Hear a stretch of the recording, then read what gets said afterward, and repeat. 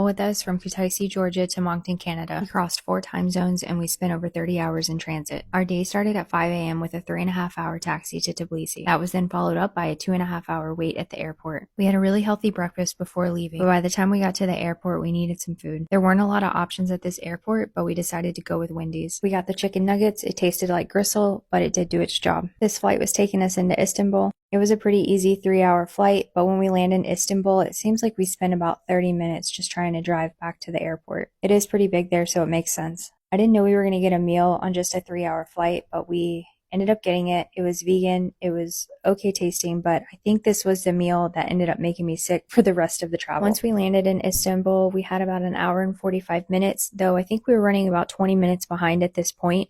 When we got to our gate, they were randomly searching everyone, even though it was about 90% of the people on the flight. This was after we had already went through security. This was at the gate, and they were going through everyone's things. Like, they were opening, you had to open your laptops, you had to take covers off your iPad.